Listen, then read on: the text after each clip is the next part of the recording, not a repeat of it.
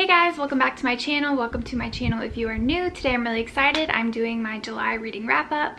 I read 12 books this month and I DNF'd 2. So I have a combination of books I read on my Kindle versus books that I own. And then a book that I'm currently reading that I do plan to finish today. And then one of the books I'm actually lending to someone to read right now, so I don't have that one on me, but I will still talk about it, and I'll try to put pictures up here for the ones that I don't have physically. So let's go ahead and get started. These are not in any particular order. I don't remember exactly what order I read these in, but I do have what I rated them written down. I'll give a brief little synopsis of what the book was about, my thoughts on it, and then we will move on. So the first book that I have is Riley Sager's The Only One Left. This book was the July pick for the Sleep When I'm Dead book club, and I'll have that link down below if you're interested. I think next month is Samantha Downing's new book. I can't remember what it's called, but I'm currently waiting on that one from the library. Anyways, so I read this one. I've read every book from Riley Sager except for The Last Time I Lied. I actually have that on hold or on loan from the library, so I'm currently in the middle of reading that. But this was a 5-star read for me this month. This book is basically about this girl who she goes to basically be a nurse type person, like a live-in caregiver for a woman named Lenora Hope, who I'm sure you know about this book, but who basically years ago was thought to have murdered her entire family. So I don't want to give spoilers and I don't want to go too much into this because I feel like this is a really good book to just go into, not really knowing too much about it, but it basically goes over her going there to be a caregiver for Lenora, and it's based in the 80s. This book was so good. I loved it. The ending was really good. He's been a hit or a miss for me, and this was definitely a hit. I really liked this book. So I did give this 5 stars. The next book that I read that I gave 5 stars was My Best Friend's Exorcism. This was my very first Grady Hendrix book. I read this for Summerween. I never got to finish Summerween because I did get sick, but The Only One Left was also a Summerween book and a book club pick. So this is about high school best friends Abby and Gretchen. Basically they go out and something terrible happens, and Gretchen ends up essentially being possessed. I'm sure that's not really a spoiler because it's kind of on the cover. And it's basically about Abby trying to get her best friend back and all the terrible things that Gretchen does and how this ends. Like, this was just a really funny, comedic, good time. There were some problematic things in this book. I'm hoping that his other works are a little less problematic. There is some stuff that happens with a dog in this book that I really did not enjoy reading. So definitely go into this prepared to look up trigger warnings before you read it. But overall, like I said, this was a really good time. I really enjoyed it. I'm really looking forward to reading more by this author. And yes, I gave this 5 stars. And then the next book that I read this month was Sign Here. This was also for the Summerween, thing that happened in July. I gave this book 3 stars. I know a lot of people either love or hate this book. I thought it was okay. Basically this is about a character named Peyote Trip who works literally for hell. He works in hell, and he's following this family that he's trying to basically sell, or get them to sell one more soul so he can move on, retire, or whatever. And this book is good. It's just kind of not what I was expecting. I think that's why I gave it 3 stars. I don't know. It was weird. The ending brought it up a star, because I would have just given it 2 stars, but the ending did bring it up a whole star. So the ending was really good. This book was just weird. I really don't know what to say. I do recommend you read it. But just, I don't don't know. If you've read this book, I'm very curious of your thoughts, so leave them below. But for me, this was, I don't want to say it was a miss, but it wasn't a hit. So 3 stars. I probably won't read that book again.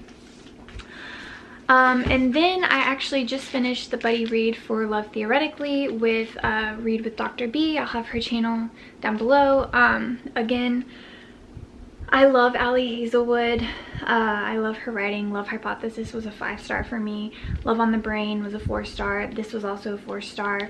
This is following Elsie, who basically applies for this job at MIT because she hates her current job teaching. And she meets, it's got fake dating in here. She essentially is fake dating Jack. I'm so sorry. I read so many books, there's so many different names. But this is Jack and this is Elsie, and she essentially meets Jack by fake dating his brother to make some extra money on the side because teaching doesn't pay very much. Meets Jack by fake dating his brother. Turns out he's on the board for the MIT job she's applying to. I don't want to give spoilers, but it is a friends to lovers, or sorry, an enemies to lovers. It's a fake dating. I liked the first half of this book a lot more than the second half. It's pretty typical with Allie Hazelwood. Some of the arguments are very childish, kind of annoying. There's a miscommunication trope in this, which is something I'm learning I'm not really a fan of. But overall, it was a good time. I really enjoyed it. I will continue to pick up her books. I think they're really good. Like I said, I gave this 4 stars. I do recommend picking this up if you liked any of her other books. It was also really fun because there was a cameo of Olive and Adam, as well as Bee, from her 2 other books, Love on the Brain and The Love Hypothesis. So that was, Bee's cameo was just a line, but Olive and Adam, their cameo was like an entire scene, so that was really, really fun. I really love when authors connect all their universes, or they make a universe with all their characters. I really, really, really enjoyed that. So the next book that I gave 5 stars, the last book I gave 5 stars this month, was The Wishing Game. I do own that book, but like I said, I'm lending it out to someone, so I'll just have a picture of it on the screen. I loved that book. That book is basically, somebody described it as Willy Wonka but for books, and I would 100% agree with that. It is such a good, easy read. It's very whimsical, very, just very feel-good. If you're a fan of, you know, I wouldn't say it's a lighthearted read because there are some serious things in it that are kind of sad. But the ending is amazing, and I really like that book. I could definitely see that book winning Book of the Year, so definitely check it out. I can't really describe the synopsis better than saying it's Willy Wonka for books. So if that sounds interesting to you at all, I'd highly recommend it. I was actually planning on skipping June, book of the month, and then I heard just everybody raving about that book, so I decided to unskip June, and I got that book, and I am so glad I did. It was so good. I will definitely be reading that book again. And then from books that I read on my Kindle, just ignore this is an ad. Books that I read on my Kindle, again, I will just have the pictures up probably right here.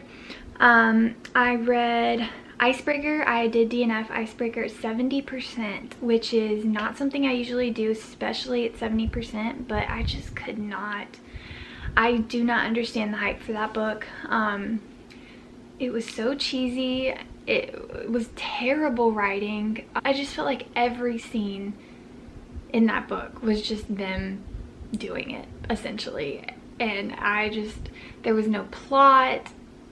I didn't really see any character building. I just feel like that was just a book just solely for smut. So you're into that type of thing, you'd probably really like it. I like a little bit of smut in my books, but not every chapter. I mean, there was no, whatever, I don't know. I didn't get the hype for that book, so I did DNF that at 70%. Then I read this entire Summer I Turned Pretty series, so books 1, 2, and 3. And I really liked those. I had already seen the first season on Amazon. I had not seen the second season.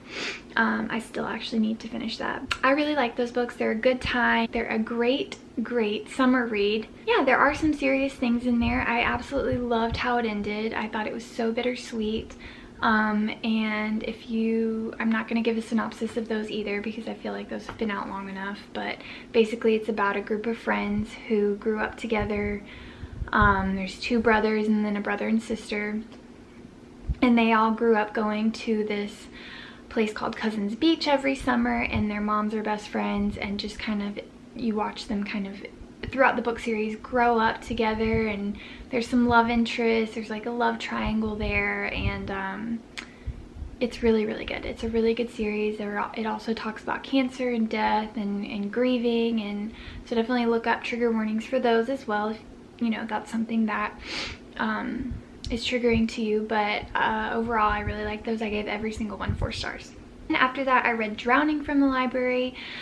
And I enjoyed that book. It was a good time. It's essentially about a plane that has to emergency land into the ocean in Hawaii, and a dad is on there with his daughter, and you're just following basically them trying to stay alive in an almost impossible situation, and every single time that that something goes right, 3 things go wrong. So 1 step forward, 3 steps back. It's just a really good, quick paced thriller. If you just need something very action packed and quick, I would highly recommend that book. I also started My Murder this month, and I quickly DNF'd that book. It was very confusing. It also needed to be returned to the library, and I just did not have time or something to read it. I was not interested in it. So I think I'm gonna soft DNF that book for right now and request it from the library again in the future, because I have heard really good things about it. It's essentially, I don't even know really what it's about. It's about a woman who dies, but she got cloned or something. I did DNF it pretty quickly, but I do have plans in the future to read that and try it again. So I did not rate that book because I just don't think that's fair. And then with Icebreaker, DNFing it at 70%, I gave it 1 star because it was... Ooh. And then the last book that I'm actually currently reading, but I do plan to finish today, is Yellowface by R.F. Kuang. I'm really, really enjoying this so far. I'm that far into it. I'm about halfway through. And I'm really having a good time with this. I feel like this is something everyone should read. It's very important. It's taught me a lot about the publishing industry that I would not have known otherwise, because I'm obviously not in the publishing industry. I think there's a lot of important messages here, and I think it touches on a lot of topics that people would otherwise stay silent about and are too scared to write about, which I've heard a lot of that with her other book, Babel, which I still have to read. It's on my shelf right here. But I'm really excited to finish this, and my rating will be on my Goodreads, since I'm not going to rate it right now because I'm not finished with it, but I'm sure this is probably going to end up being a 5-star for me because I really, really, really enjoy this book. So I do, at this moment in time, recommend you pick this up and read it.